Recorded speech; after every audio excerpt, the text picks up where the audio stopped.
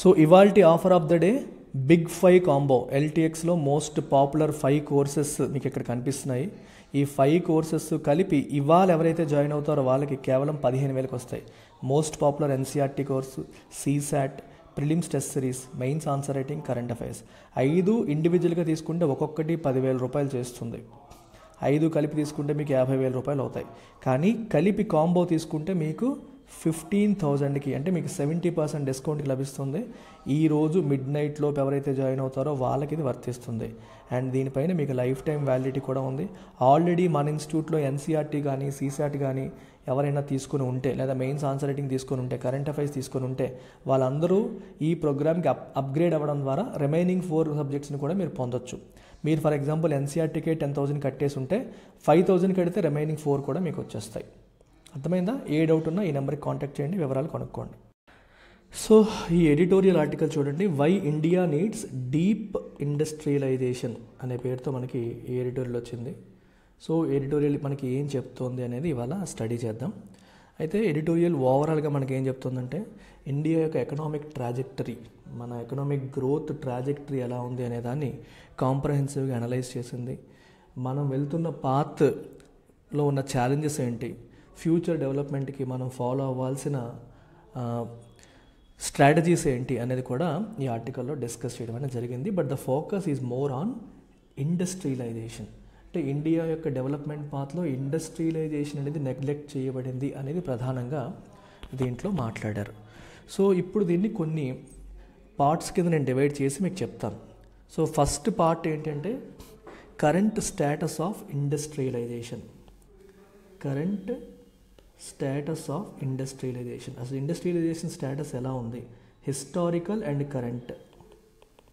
Historical and current status of industrialisation, ఇది first ఆర్టికల్లో discuss చేసిన అంశం. సో దీంట్లో భాగంగా ఆర్టికల్ మనకి ఏం చెప్తోంది అంటే 75 ఇయర్స్ నుంచి మనం స్ట్రగుల్ అవుతున్నప్పటికీ కూడా మనం సిగ్నిఫికెంట్ ఇండస్ట్రియలైజేషన్ అచీవ్ చెయ్యలేకపోయాము. ఇండస్ట్రియలైజేషన్ అనేది ఇండియాలో ఎనఫ్ జరగలేదు. ప్రపంచవ్యాప్తంగా దేశాలన్నింటిలో కూడా అగ్రికల్చర్ ఎకానమీస్ తర్వాత ఇండస్ట్రియల్ ఎకానమీస్గా మారాయి. ఆ తర్వాత సర్వీసెస్ ఎకానమీస్గా రూపాంతరం చెందాయి. కానీ ఇండియాలో మాత్రం ఇండస్ట్రియలైజేషన్ కంప్లీట్ అవ్వక ముందే మనకి సర్వీసెస్ బేస్డ్ ఎకానమీగా ఇండియా మారిపోయింది. సో ఇండియా యొక్క ఇండస్ట్రియలైజేషన్ ఏదైతే ఉందో you can call it premature deindustrialisation అని చెప్పనొచ్చు. అంటే కంప్లీట్ ఇండస్ట్రియలైజేషన్ జరగడానికి ముందే ఫోకస్ అనేది ఇండియాలో సర్వీసెస్ వైపు షిఫ్ట్ అయిపోయింది. సో ప్రిమెచ్యూర్ డీఇండస్ట్రియలైజేషన్ అనేది వన్ ఫీచర్ ఆఫ్ ఇండియా అని చెప్పొచ్చు. సో ఇండస్ట్రియల్ గ్రోత్ అనేది మనం అనుకున్న ఎక్స్పెక్టేషన్స్ని మ్యాచ్ చేయలేదనేది ఒకటి. రెండవది, ఇండియా యొక్క ఇండస్ట్రియలైజేషన్ ఏదైతే ఉందో దీని యొక్క డెలివరీ అనేది less than 20% okay of output. అంటే జీడిపిలో ఇండస్ట్రీ యొక్క వెయిటేజ్ ఎంత అంటే less than 20%. Industry weightage less than 20% ఉంటుంది. అండ్ యాజ్ వెల్ యాజ్ ఎంప్లాయ్మెంట్లో కూడా లెస్ దాన్ 20%. సో దేశంలో ఉన్న వాళ్ళకి ఎంప్లాయ్మెంట్ క్రియేట్ చేసే విషయంలో కావచ్చు, ఓవరాల్ జీడిపి అవుట్పుట్లో కావచ్చు, రెండింటిలో కూడా ఇండస్ట్రీ యొక్క కాంట్రిబ్యూషన్ లెస్ దాన్ 20% ఉండే పరిస్థితి మనం భారతదేశంలో ఎక్స్పీరియన్స్ చేస్తున్నాం. అగ్రికల్చర్ తీసుకుంటే మీకు అగ్రికల్చర్ యొక్క కాంట్రిబ్యూషన్ జీడిపిలో అది కూడా లెస్ దాన్ 20%, కానీ ఎంప్లాయ్మెంట్ క్లోజ్ టు 45% జనరేట్ చేస్తుంది అగ్రికల్చర్. వేరే సర్వీసెస్ జీడిపి కాంట్రిబ్యూషన్ ఎక్కువ ఉంది, కానీ ఎంప్లాయ్మెంట్ అబ్జార్ప్షన్ తక్కువ ఉంది. మీకు అర్థమవుతుంది ఇక్కడ మీరు జీడిపి అవుట్పుట్లో వాటి వెయిటేజ్ ఎంత, ఎంప్లాయ్మెంట్ కాంట్రిబ్యూషన్ అనేది తీసుకుంటే అగ్రికల్చరు, ఇండస్ట్రీ మరియు సర్వీసెస్ తీసుకున్నారనుకోండి, అవుట్పుట్లో ఎక్కువ మెజారిటీ మనకి సర్వీసెస్ ఉంటే అగ్రికల్చరు, ఇండస్ట్రీ తక్కువ ఉన్నాయి.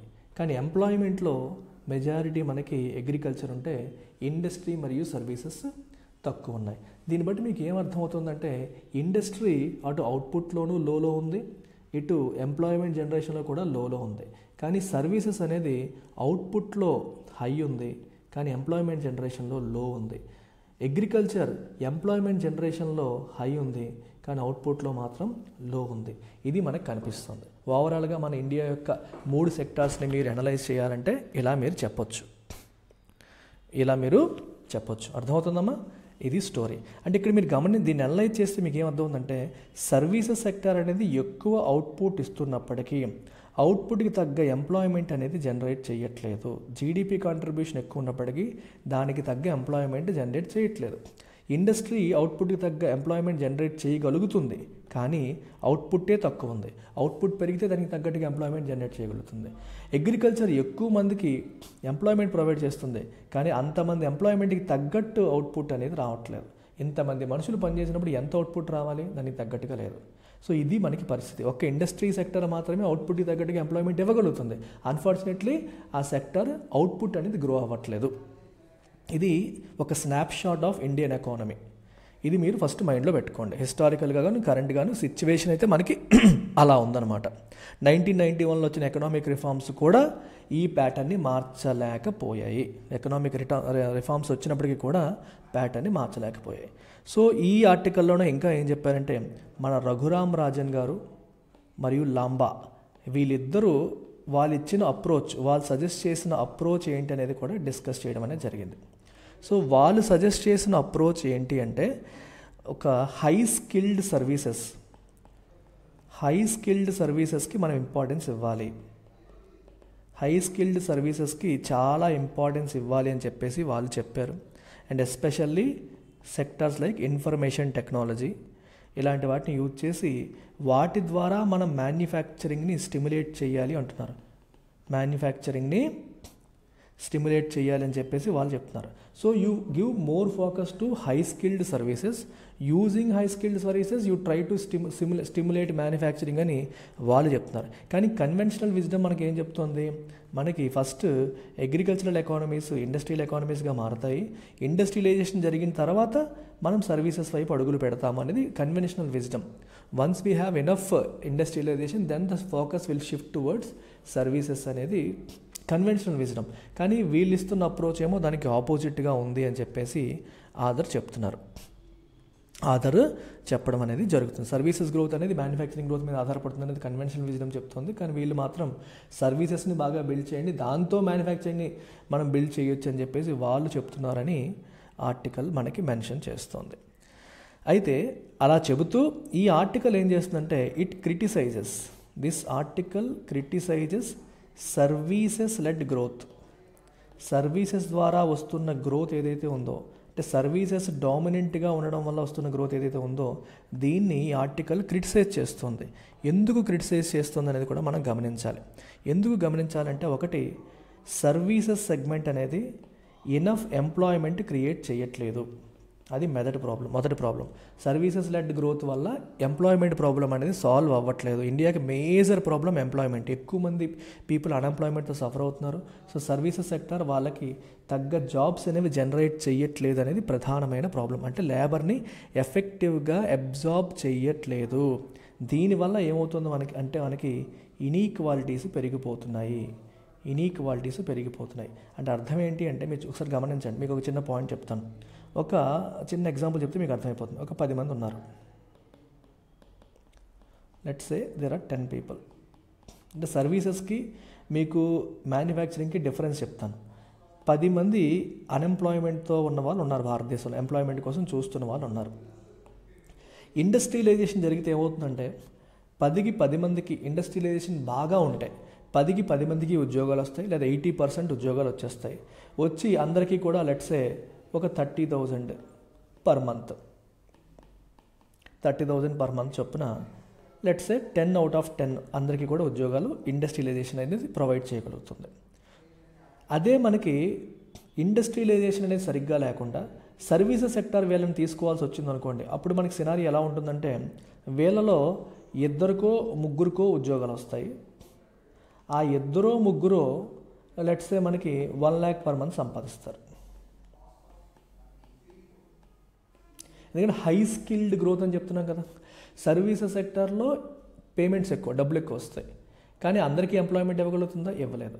ఒక దేశం పాయింట్ ఆఫ్ వ్యూలో మీరు గమనిస్తే 10 మంది ఒక్కొక్కడు 30,000 రూపాయల శాలరీతో పనిచేస్తే ఓవరాల్గా 3 లక్షల రూపాయల ఇన్కమ్ డిస్ట్రిబ్యూట్ అయింది. అంతే కదా, 10 × 30,000 3 లక్షలు.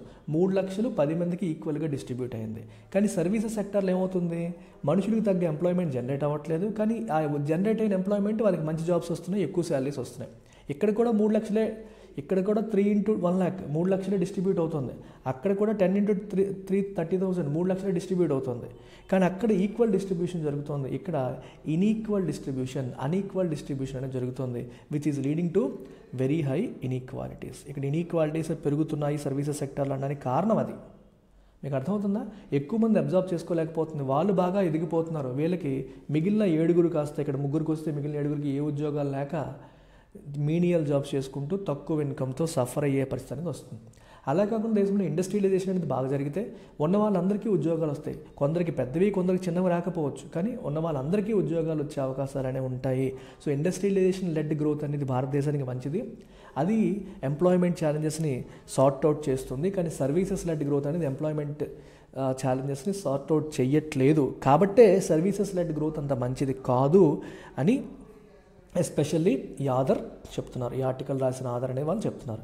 ప్లస్ ఇంకా ఏం చెప్తున్నారంటే సర్వీసెస్ ఏవైతే ఉన్నాయో మనకి దీనివల్ల ఇంకో ప్రాబ్లం కూడా వస్తుంది. అదేంటో కూడా మీకు చెప్తాను, జాగ్రత్తగా చూడండి. దీనివల్ల వస్తున్న ఇంకో ప్రాబ్లం ఏంటంటే educational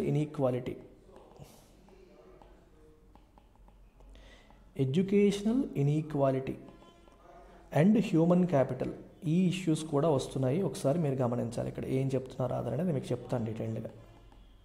human capital investment. Human capital అంటే అర్థం ఏంటమ్మా? Who is a human? అప్పుడు మామూలు మనిషికి హ్యూమన్ క్యాపిటల్కి డిఫరెన్స్ ఏంటి? హ్యూమన్ క్యాపిటల్కి డిఫరెన్స్ ఏంటి? Once you call someone a human capital, that means this man is educated as well as healthy. తనకి పని చేయడానికి అవసరమైన హెల్త్ ఉంది, పని చేయడానికి అవసరమైన స్కిల్స్ ఉన్నాయి. ఈ రెండు ఉన్నప్పుడు ఇతను ఇండస్ట్రీకి కానీ సర్వీసెస్ కానీ ఉపయోగపడతాడు. హెల్త్ బాగాలేకపోయినా స్కిల్స్ లేకపోయినా అతను ఉపయోగపడ్డు. He is just a human, he is not a human capital. So human క్యాపిటల్కి డిఫరెన్స్ అది గుర్తుపెట్టుకోండి. ఇప్పుడు ఎడ్యుకేషనల్ ఇన్ఈక్వాలిటీ ఎందుకు వస్తుంది అనేది మనం గమనించాలి. ఇప్పుడు సర్వీసెస్ సెక్టర్ ఏదైతే ఉందో it requires high skills, higher education కావాలి అండ్ హయ్యర్ స్కిల్స్ అనేవి కావాలి. సో సర్వీసెస్ సెక్టార్కి అవసరమైన వాళ్ళని మనం తయారు చేయాలి అని చెప్పేసి ఈ ఎలైట్స్, ఈ గొప్ప వాళ్ళు, చీఫ్ మినిస్టర్స్, వీళ్ళ ఫోకస్ అంతా దేని మీదకి వెళ్ళింది? హయ్యర్ ఎడ్యుకేషన్ పైకి వెళ్ళింది. అంటే ఇంజనీరింగ్ కాలేజెస్ ఇట్లాంటి వాటిపైకి ఎక్కువగా ఫోకస్ చేశారు. వాటిని ఇండస్ట్రీకి అవసరమైన ఇండస్ట్రీ నీడ్స్కి తగ్గట్టుగా వాళ్ళని తయారు చేయాలి, ప్లేస్మెంట్స్ రావాలని ఫోకస్ అంతా కూడా హయ్యర్ ఎడ్యుకేషన్ వైపు వెళ్ళిపోయింది. మీరు అదే ఇండస్ట్రీలు ఏం కోరుకుంటాయంటే దే రిక్వైర్ ప్రైమరీ ఎడ్యుకేషన్. అంటే ప్రైమరీ ఎడ్యుకేషన్ సాలిడ్గా ఉండాలి, ప్లస్ వొకేషనల్ స్కిల్స్ కోరుకుంటాయి. అంటే డిగ్రీలు ఉండకూడదని కాదు, they need industry specific skills. అంటే మనకి plumbing, fitters, electrical work, ITI వినుంటారు కదా మీరు, ITI. So vocational skills, basic primary education combined with vocational స్కిల్స్కి ఇండస్ట్రీ సెక్టర్ కోరుకుంటుంది. వెరీ హై ఎడ్యుకేషన్ అవసరం లేదు. కానీ దేశంలో సర్వీసెస్ లీడ్గా ఉండడం వల్ల, ఇండస్ట్రియలైజేషన్ తక్కువగా ఉండడం వల్ల ఏమవుతుందంటే కంట్రీస్లో ఈ మన లీడర్స్ అందరూ కూడా హైయర్ ఎడ్యుకేషన్ పైన ఎక్కువ ఫోకస్ చేశారు. They neglected primary education. Primary ఎడ్యుకేషన్ని నెగ్లెక్ట్ చేయడం అనేది జరిగింది. అంటే మాస్ లెవెల్లో మాస్ ఎడ్యుకేషన్ అనేది సరిగ్గా జరగట్లేదు. మాస్ ఎడ్యుకేషన్ అనేది అంటే అందరికీ విద్య అందుబాటులో ఉండాలి, ప్రతి ఒక్కరికి క్వాలిటీ ప్రైమరీ ఎడ్యుకేషన్ రావాలి అనే ఆస్పెక్ట్ పైన ఫోకస్ అనేది లేకుండా పోయింది. ఎడ్యుకేషనల్ ఆపర్చునిటీస్ అన్ఈక్వల్గా డిస్ట్రిబ్యూట్ అయిపోయాయి. ఎలైట్ గ్రూప్కి ప్రిఫర్ చేసేలాగా, హయ్యర్ ఎడ్యుకేషన్ స్కిల్స్ అంటే ఎక్కువ ఎఫర్ట్ చేయగలిగే వాళ్ళకి ప్రిఫర్ చేసేలాగా ఫోకస్ అనేది షిఫ్ట్ అయిపోయింది. దీనివల్ల సోషల్ డిస్పారిటీస్ అనేవి పెరిగిపోయాయి, ఇన్క్లూసివ్ గ్రోత్ లేకుండా పోయింది. దీనివల్ల ఏమైంది? ఎడ్యుకేషనల్ ఆపర్చునిటీస్లో